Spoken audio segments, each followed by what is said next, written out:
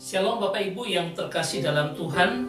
Kita ketemu lagi dengan sebuah tema yang saya bawakan di 280 ini adalah pemilik seru sekalian alam atau pemilik segala sesuatu.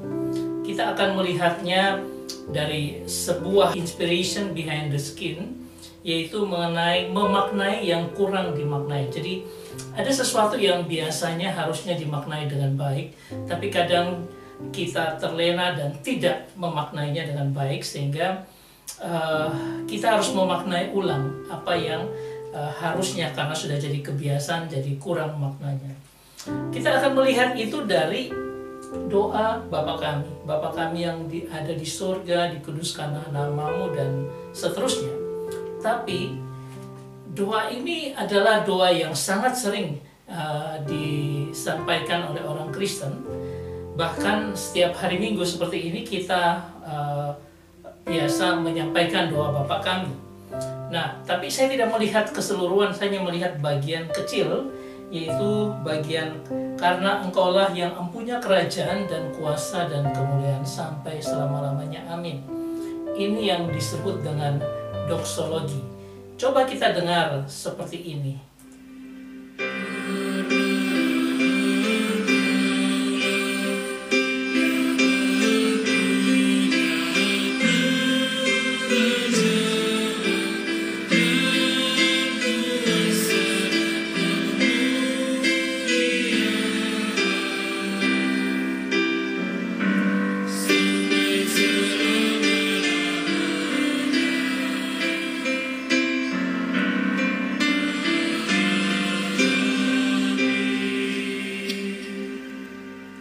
Nah, itulah yang disebut dengan doksologi. Ya, coba kita lihat kenapa doksologi ini kalau kita baca di Alkitab ditulis dalam tanda kurung, ya. Ya, karena dalam sejarahnya di dalam Injil Matius ini, dalam kodeks, yaitu kumpulan daripada salinan Alkitab Perjanjian Baru, yaitu Kodeks Sinaiticus dan Kodeks Vaticanus pada abad keempat, itu kemudian ada juga Kodeks Washingtonensis, ya. Ini dari abad keempat sampai abad kelima atau kurang lebih tahun 450-an Masehi. Nah, di dalam Injil Matius, dalam Kodeks Sinaiticus dan Kodeks Vaticanus itu tidak terdapat karena engkaulah yang empunya kerajaan dan kuasa dan kemuliaan sampai selama-lamanya. Tetapi di dalam Kodeks Washingtonensis ini ada. Nah, di dalam doksologi ini juga terdapat dalam kebanyakan naskah Bizantium, ya, yaitu naskah-naskah yang kurang lebih pada abad 4 sampai abad kelima, sehingga dimasukkan di dalam Alkitab kanonisasi sekarang dengan tanda kurung, hanya untuk mengingatkan bahwa naskah tertentu ada dan naskah yang lain tidak ada. Nah, coba kita lihat apa yang mau diungkapkan di dalam kata-kata di sini. Sebenarnya mau mengungkapkan bahwa Jesus King of Kings, Lord of Lords, ya. Jadi dia memiliki segalanya karena dia akan menjadi raja di atas segala raja dan Tuhan di atas segala Tuhan.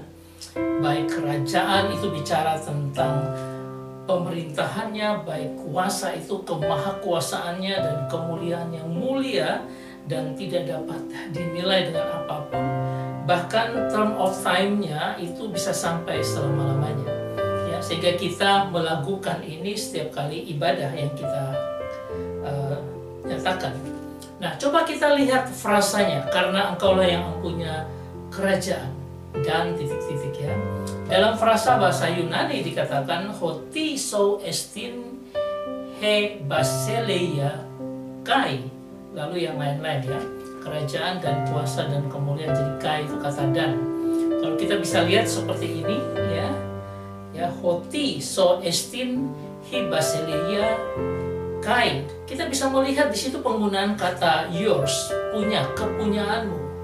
Bahkan kepunyaan ini disebut dengan estin atau is, yang adalah sebenarnya kata kerja yang berupa eksistensi yang ditunjukkan. Jadi inilah eksistensi kepunyaanmu, ya, yaitu kerajaan dan sebagainya, ya, kalau kita lihat seperti ini. Nah, tetapi ada sesuatu yang unik, yaitu kalau kita melihat grammatical chord-nya ada possessive pronoun dan bentuk kasus genitif. Ya, nanti kita akan melihat apa maknanya ini ya di dalam kata-kata seperti ini. Tapi saya mengajak kita untuk melihat dulu beberapa ayat yang lain. Kalau kita baca dalam 1 Yohanes pasal 1 ayat 11 dikatakan, ia datang kepada milik kepunyaannya, tetapi orang-orang kepunyaannya itu tidak menerimanya. Kalau dikatakan dalam bahasa Yunani dikatakan hoi idio auton o paralabon, ya.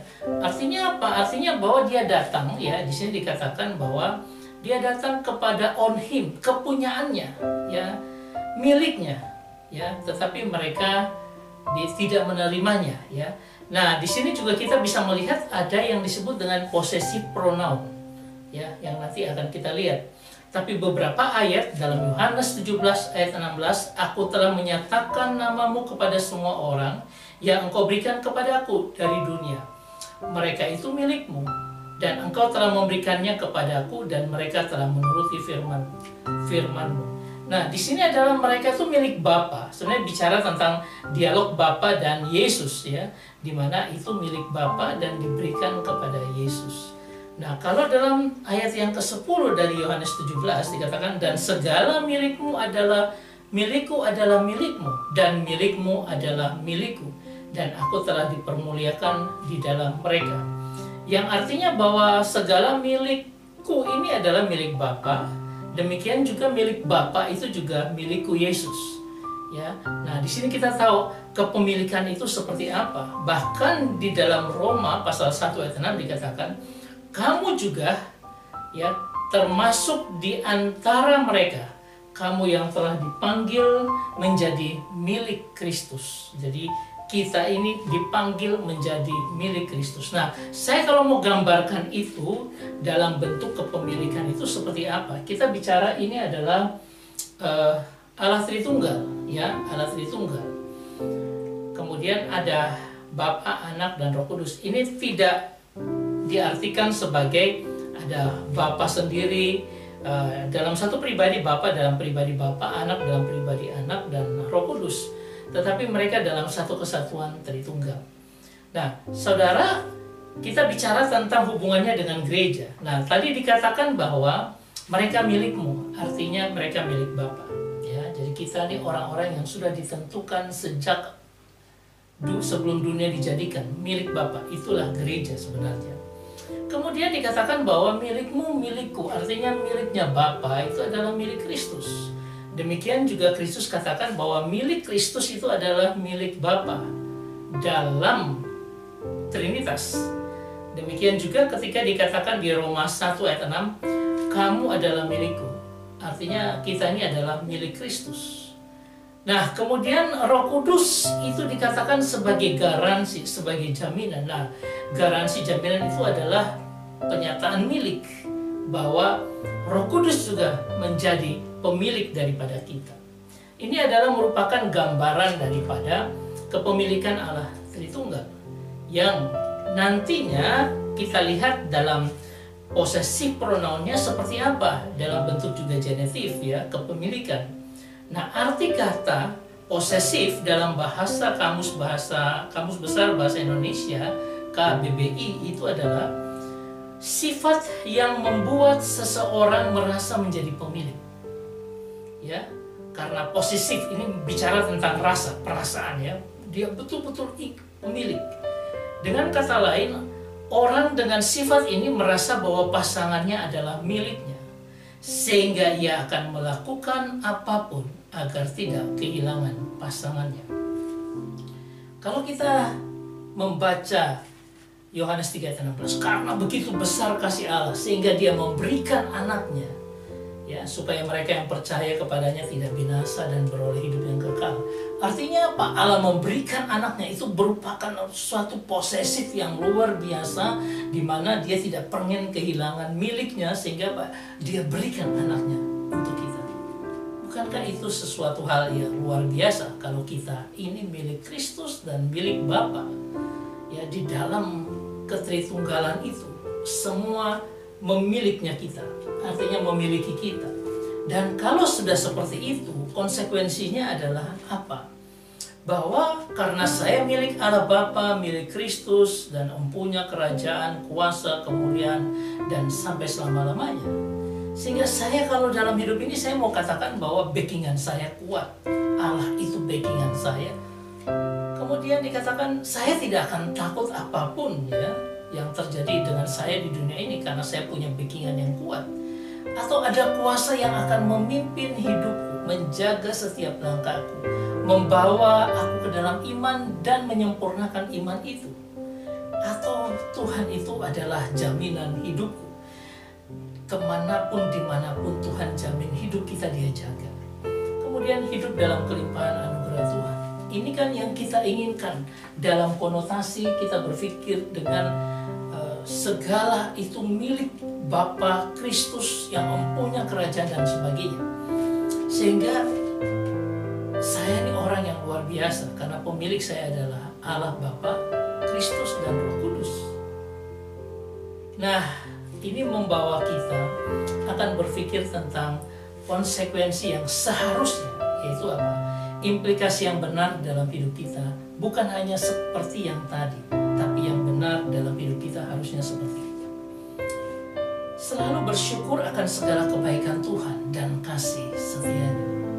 Jadi kalau Tuhan yang empunya segala-galanya, Dia memiliki hidupku, aku harus selalu bersyukur karena ada jaminan Tuhan memeliharaku dalam segala sesuatu. Dan kasihnya itu, kasih setianya itu kekal. Artinya apa? Selalu kasih setianya ada dalam hidup kita. Walaupun kita tidak setia, Dia tetap setia. Saya mengajak kita untuk melihat sebuah pujian yang luar biasa. Selalu ku ingat segala kebaikan. Harusnya kita selalu ingat Tuhan itu selalu baik. Di waktu yang lama, sekarang, bahkan akan datang. Betapa Karena Dia sayang kepada kita. Tuhan kepadaku, tak pernah Kau tinggal. Dan Dia tidak pernah meninggalkan kita. Ku selalu Ku bersyukur senantiasa bersyukur. kepadamu, Tuhan yang empunya segalanya itu pemilik kita besar juga. setiamu Dengan kasih yang di posesif, sepanjang aku harus hidupku. selalu bersyukur. Segala yang ku perlu Aku mau perlu apapun sebenarnya Kau sedia. Dia sediakan sesuai dengan kebutuhan dan waktunya. Sungguh besarlah kasih setia. Di situ kita bisa melihat besar kasih setia Tuhan.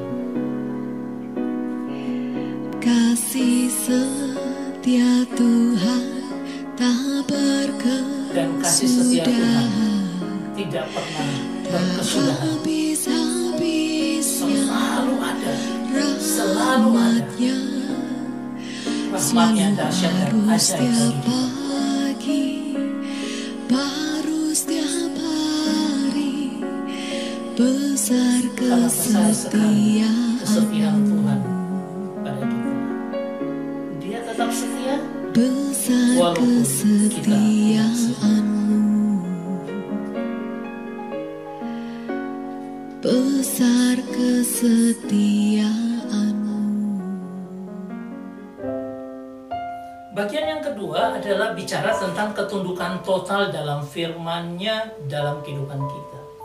Artinya kalau saya mengerti arti kata yang empunya kerajaan dan sebagainya, itu artinya membawa saya tunduk secara total kepada Tuhan. Sehingga saya akan menaati firman-Nya dalam hidup saya, terus menerus membangun spiritual formation, manusia rohani itu kuat dalam kehidupan kita. Sehingga ketika ada apapun, hanya ungkapan syukur yang keluar. Di tengah pergumulan sekalipun, ungkapan syukur itu keluar. Dan kita menjadi orang-orang anak-anak Tuhan yang taat kepada Dia setiap waktu. Karena kita tunduk kepada Allah yang setia itu. Saya berharap ini menjadi berkat dalam kehidupan kita. Sehingga dalam seluruh kehidupan kita, hanya pujian dan penyembahan yang kita naikkan kepadanya. Tuhan memberkati kita semua. Amin.